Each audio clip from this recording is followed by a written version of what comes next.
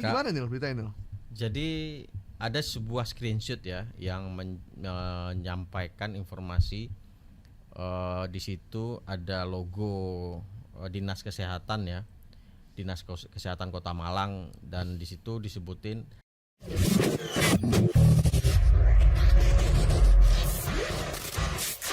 Selanjutnya terakhir nih, Nil, Ya. terkait dengan BPJS Kesehatan yang menjelaskan adanya daftar 144 penyakit yang tidak bisa dirujuk di rumah sakit. 144 ini bukan dikit loh, iya. banyak loh. Nah ini ibu saya sempat kirim juga nih. Ya benar. Ibu saya sempat WA, Mas. Karena Ini kok banyak rumah sakit yang kita nggak bisa berobat. Nih bener apa enggak gitu? Ini gimana nih berita ini? Jadi ada sebuah screenshot ya yang menyampaikan informasi di situ ada logo Dinas Kesehatan ya, Dinas Kesehatan Kota Malang, dan di situ disebutin 144 penyakit yang tidak dapat dirujuk ke rumah sakit. Dan dari informasi itu aja, dari bentuk sakit-sakit jadi sakitnya ya 144 itu diantaranya adalah kejang demam, tetanus, HIV and AIDS tanpa komplikasi, migrain, vertigo. Waduh, ini penyakit yang sering banget nih buat ibu-ibu ini. Iya, terus juga tuberkulosis, padahal tuberkulosis ini sudah digratiskan pemerintah kan, obatnya digratis pemerintah. Asma, bronkitis, dan banyak ada 144 termasuk di sini keracunan makanan, alergi makanan dan ini dianggap sebagai penyakit yang tidak dapat dirujuk oleh BPJS. Ini tadi BPJS ada beritanya juga membantah juga informasi tadi apa tuh? Oh ini karyawannya menggunakan asuransi swasta. Masa sih gak pakai BPJS kan? Jadi udah dibantah sama Humas BPJS bahwa karyawan BPJS semua pakai BPJS. Nah terkait dengan asuransi swasta itu pribadi. Jadi nggak ada dari perusahaan yang gitu, bayar kan? Perusahaan yang bayar tuh nggak ada, katanya itu pribadi aja. Gitu. Nah ini setelah yang tadi yang 194 ini saya telusuri, benar nggak sih ada perubahan? Memang ada kan penyakit tertentu yang tidak bisa ya, ada beberapa, tapi nggak 144 saya. Ya memang ada yang nggak bisa di BPJS, tapi nggak sebanyak itu juga. Ya. Dan ketika itu, ketika saya confirm cari beberapa sumber gitu ya, apakah benar BPJS Kesehatan mencoret 144 ini? Nah, ternyata beberapa media itu sudah memberitakan bahwasanya sudah ada bantahan ya dari Kepala Humas BPJS Rizky Anugrah. Dia bilang memang benar terdapat 144 penyakit pengobatannya harus dioptimalkan di FKTP, tetapi bukan berarti tidak bisa dirujuk ke rumah sakit. Jadi peserta tetap bisa dirujuk atau fasilitas kesehatan tingkat lanjut apabila memenuhi indikasi medis dan standar kompetensi dokter Indonesia. Aturan ini sudah berlaku lama.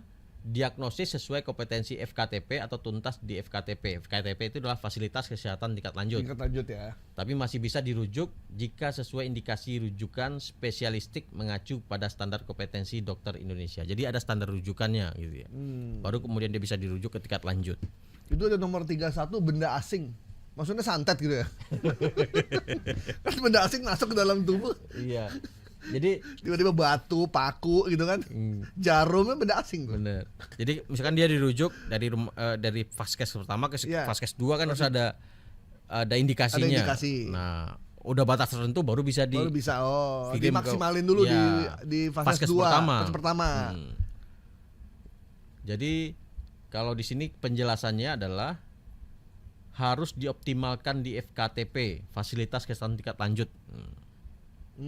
Apabila memenuhi indikasi medis standar kompetensi dokter Indonesia 2012. Jadi bisa dirujuk jika memang ada indikator, misalkan panasnya memang udah gawat darurat gitu ya. Nah batasnya itu sudah ditentukan di standar kompetensinya. Nomor 54 ada penyakit cacing tambang. cacingan kemarin. Nggak bisa. Awas tuh, maksimalin dulu di vaskes pertama. Cacing tambang. Buta senja. Buta senja berarti pagi bisa lihat.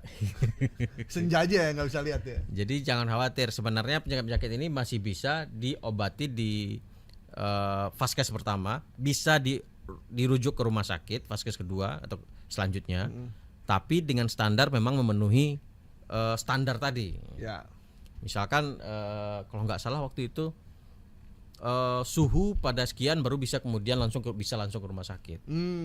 Ya, Nah, panasnya udah berapa hari, pada suhu berapa. Jadi dimaksimalin ke vaskes pertama. Vaskes pertama. Setelah klinik ya, Pratama ya. Setelah itu klinik Pratama, setelah itu baru saya juga pernah waktu itu anak saya pakai BPJS terkait dengan gigi bungsu ya. Gigi bungsu, terus saya bawa ke vaskes pertama. Terus sama ininya fase pertama itu dilihat, kemudian di foto segala macam, dibilang ini harus dioperasi. Kita nggak punya alatnya di sini, harus dirujuk ke rumah sakit. Akhirnya dirujuk ke rumah sakit, ke rumah sakit di RSUD maupun di rumah sakit Hermina gitu. Dia tinggal kita suruh milih yang mana yang mau dia tunjuk. Jadi kalau memang ada alat, kalau cuma sekedar cabut saya bisa. Benar. Tapi ini gigi bungsu yang belum tumbuh tapi udah harus dicabut. Nah, itu butuh operasi besar. Ya. Akhirnya dirujuk juga. Jadi 144 ini masih bisa dirujuk ke rumah sakit.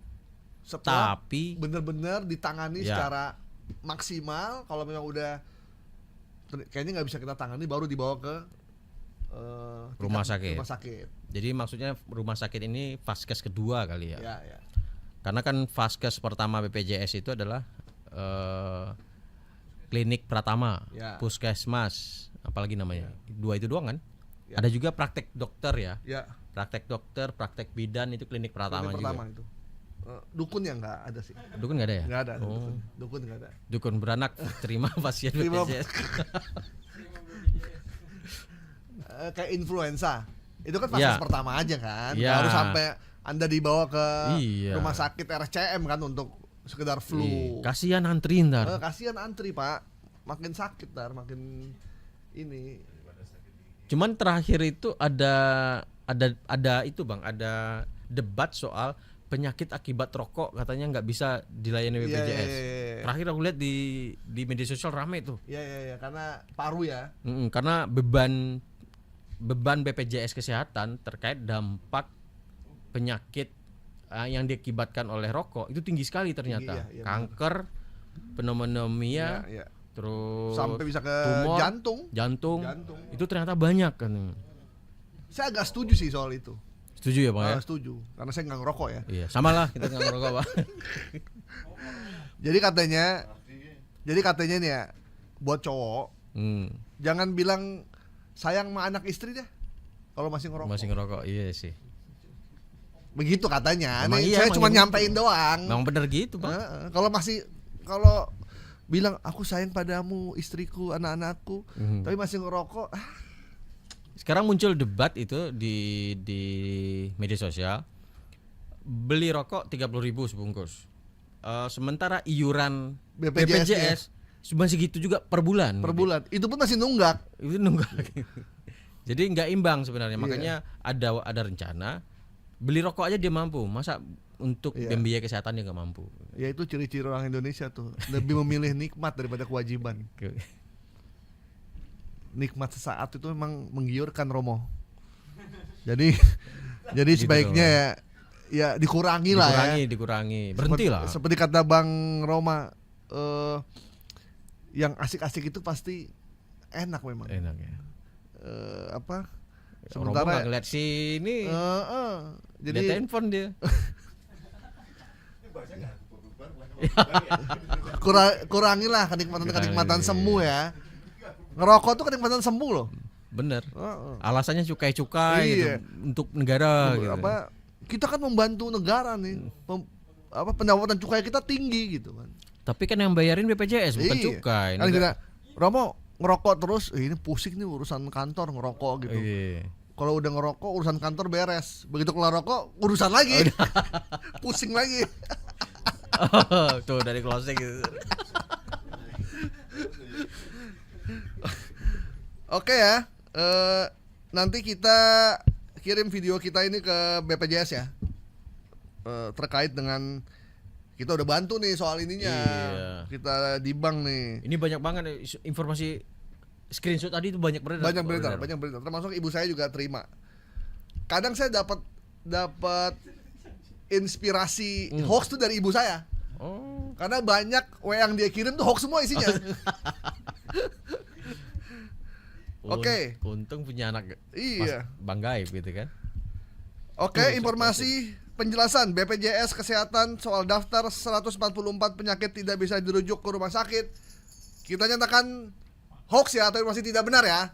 Oke. Jadi masih bisa dirujuk selama dimaksimalkan di Vaskes 1 dulu.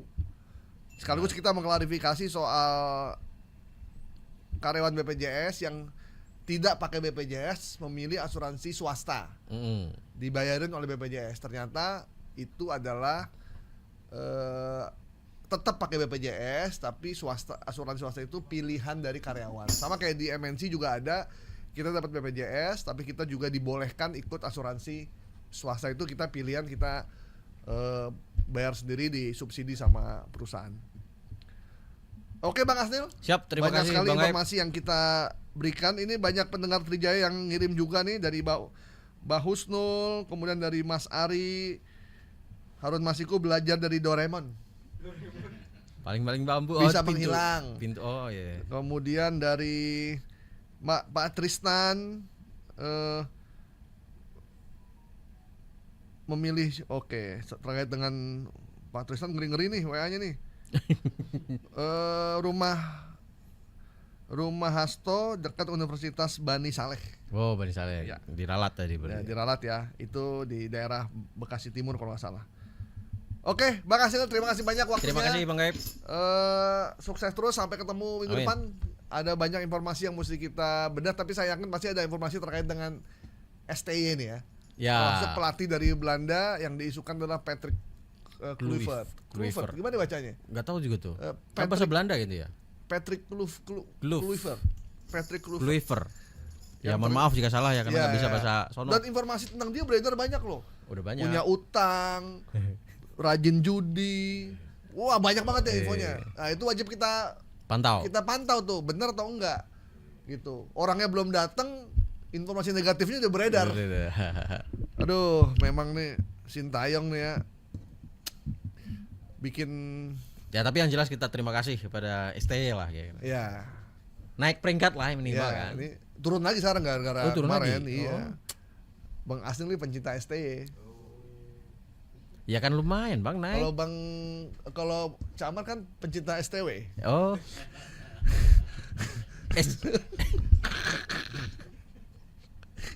Oke.